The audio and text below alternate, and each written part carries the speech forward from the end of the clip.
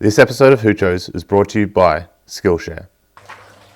Welcome back to Hoochos. Is hydroponics dirt cheap? No, it isn't. The reason that is because I believe that hydroponics makes dirt seem expensive in comparison to the yield and productivity you can achieve in a properly set up and managed soilless environment. And by the end of this episode, I hope to have shown you that the expression dirt cheap simply holds no water. Now, today we'll actually be focusing on two main methods of hydroponic food production. And those methods are NFT and, oh my God, Dutch bucket hydroponics. Now, please forgive the state of my Dutch buckets. And I've neglected these over the entire Christmas break. I'm gonna cut them all down. They've got just tons of disease on them, and I've let the fruit go bad because most of it's been attacked by rats and mice. So I will be removing all of this and replacing this system with something similar to Rob's Dutch bucket hydroponic system, which we did see in a previous Hoochos. Now, the reason we're focusing on NFT and Dutch bucket hydroponic systems is because of the cost of the media involved and the lack of a reoccurring cost of replacing media and the general system components not being excessively expensive. Now, this is in contrast to wicking systems like this float box hydroponic system, which did take a lot of effort to set up, and the cost of the wicking media, the cocoa, is rather expensive. The reasons that these systems exist is due to their capability of coping with larger rooted plants such as these watermelons, pumpkins, zucchinis, and general cucurbits, as well as the lack of maintenance involved with these systems. As with most of the systems that I've used cocoa in, they will be a wicking or drain to waste hydroponic system.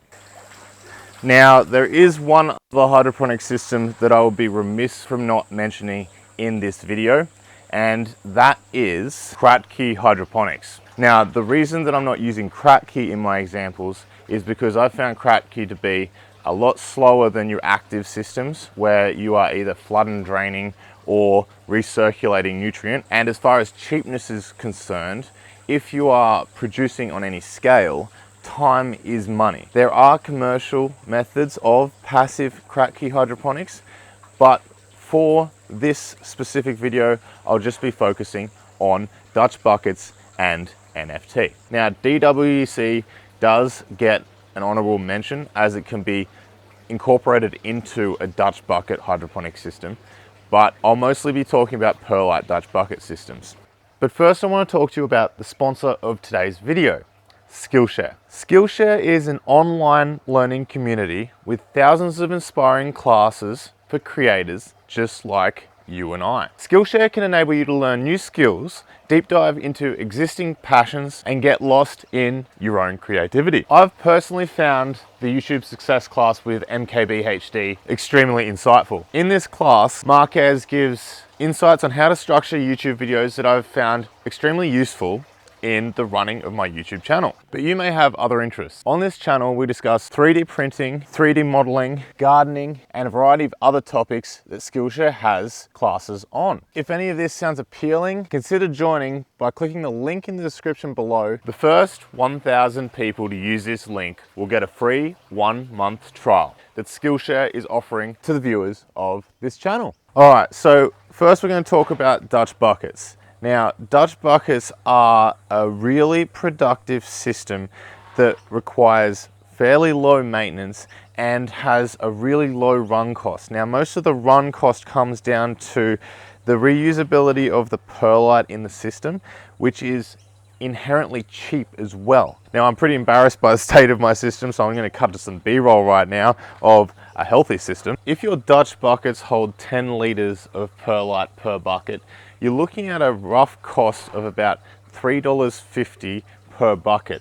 Now I'm sourcing my perlite in 100-litre bags from a nursery supply store that costs $35. That's where I'm getting the $3.50 from. That is an extremely low price for growing media, no matter what style of growing you're doing, especially considering that cheaper growing media in soiled environments will generally mean a subpar harvest unless you're spending a ton of time amending and building your soil with organic matter that would generally cost money to obtain in the first place if you're starting from scratch, or you will have had to purchase a piece of land with really good quality soil or source organic matter for free, which is actually really hard to do.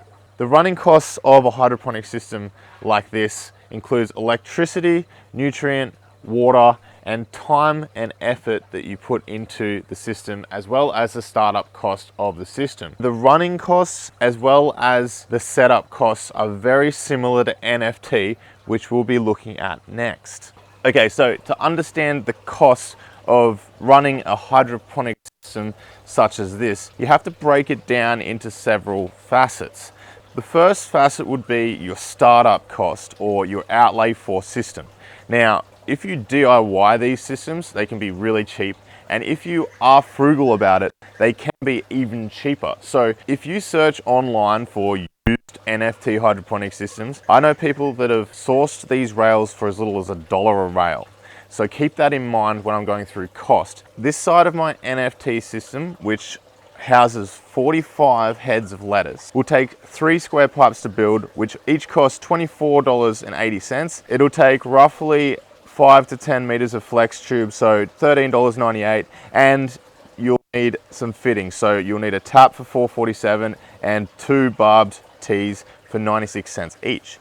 You'll also need some kind of res. So the minimum res that I'd be using for this style of system would be at minimum 100 liters. You can get a 100-liter storage tote at a hardware store for $19.50. You'll also need a decent quality pump that pumps enough nutrient. There are cheaper pumps available. However, the AP750LV, which is low voltage, is the one that I'd recommend for a system this size, and it costs about $58.99. So if we add all of that up, this system costs $173.26 to set up from scratch. Now, I'm not including the scaffolding and stuff because there are frugal ways to get around holding a system like this up. You can use sawhorses or an old table, whatever you got lying around. It doesn't really need to be part of the system cost. $173.26 or $125.60 in US dollars is actually a fairly low outlay cost, especially considering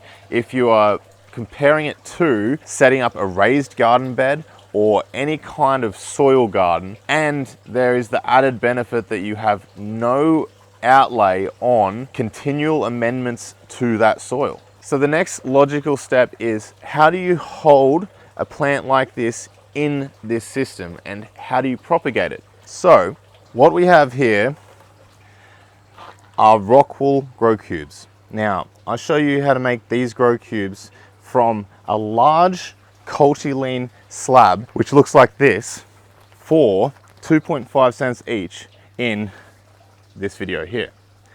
However, in a recent video, I showed you how to take lettuce from seed through to NFT for as little as 1.25 cents per cube due to the cheapness of these slabs. If we have a look here, you can see I'm getting my slabs for $5.30 per slab, and that is ridiculously cheap. So the propagation media for the NFT can be 1.25 cents per lettuce, which is phenomenally inexpensive. Okay, so you've got your really inexpensive grow media, you've got your system set up, you've got your outlay costs taken care of.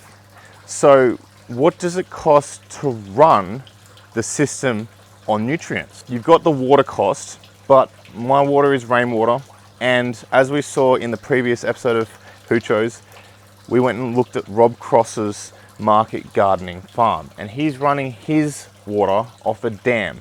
He doesn't even filter the water, and he's getting results that are just phenomenal in both his Dutch buckets and his NFT. So you can run your hydroponic system off free water sources, eliminating the cost of water completely. So what's the catch?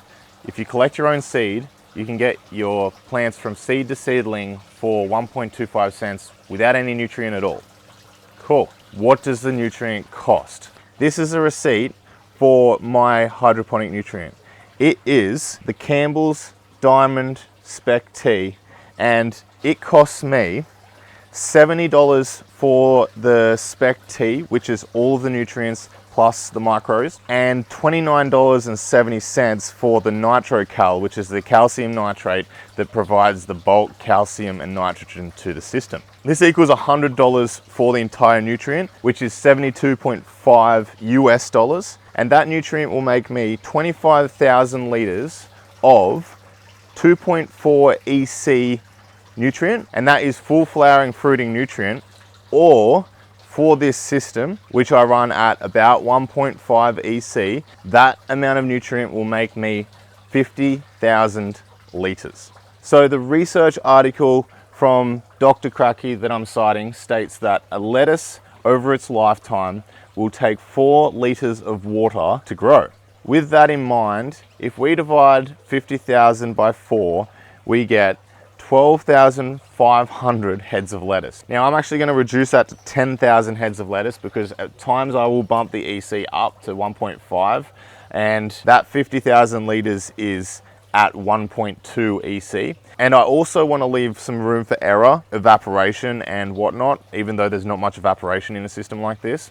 So we're going to assume and be generous that we only get 10,000 heads of lettuce. Now if we divide that $100 that we've paid for the nutrient by 10,000, that means that each head of lettuce that I grow in a system like this is going to cost 1 cent. It's just ridiculous. And for you American viewers, that's going to be 0.725 of a cent. That's just crazy. So that means, including the starting media, the lettuce is actually only going to cost us 2.25 cents per lettuce to grow in a system like this. Now I could add in the setup costs, but it depends how long you run the system for, whether you're going to reduce that setup cost to almost nothing. But honestly, this system will last you a lifetime. The only problem I could see going wrong in this system is the pump, and that's a fairly expensive cost. That is $59 Australian. But if you buy a decent quality pump to start with, it should last you years. So let's assume that it costs $20 a year replacing pumps, because it lasts 3.5 years. I would argue that $20 a year for a pump is extremely worthwhile. Now, this brings me to the next subject, where we cover the cost of electricity to run the pump. The electrical costs in running a system like this are reliant on the wattage of the pump. So the pump that I recommended earlier, which is the AP750LV, is 17 watts. And over the course of a year, assuming your kilowatt cost is 18 cents, it will only cost $26.82 to run. So you would take that $26.82, add it to your pump cost, which is $20, and you have $46.82 running costs for the year. You would then divide that by how many lettuce you are producing in the year.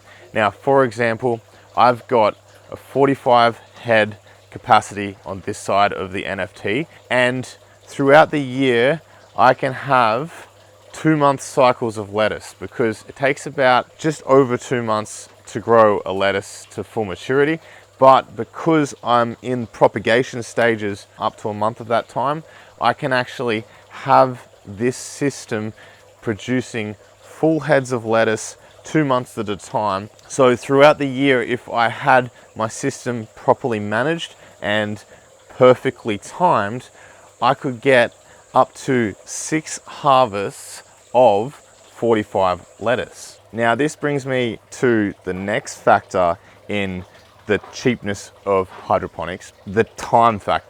Now, time is money, and this is why I haven't included slower techniques like the wicking systems and the crack key systems. The active recirculating hydroponic systems, in my experience, tend to be quicker than the passive wicking versions. So, in a commercial operation, it makes sense to favor these systems because you are trying to produce food as fast as possible. Water consumption is actually one thing that I wanted to compare to soil agriculture, but the problem I found is when I actually dug a little deeper into the information that's available on the internet. I started with Wikipedia.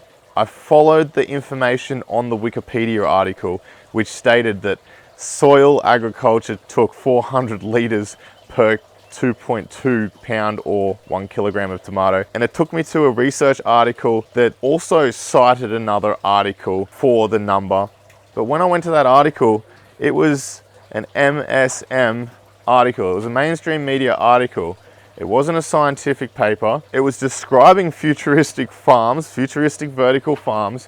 However, there was not a single mention of hydroponics or aeroponics or any soilless medium being used in that article. The citation was a quote from a professor from a university, which actually turned out to be a legitimate professor. But the information had been skewed from that article so much that the original soil 400 liters per kilogram number was nowhere to be found on the article. Instead, he cited that field tomatoes took 70 liters per kilogram of tomato harvested, and that indoor greenhouse cultivation, which may well have been soil cultivation, cut that by almost 4, so it was only a quarter of the water consumption. But then it goes on to state even further that using these techniques, you can reduce water consumption to 1/60th of the amount of soil production in a field.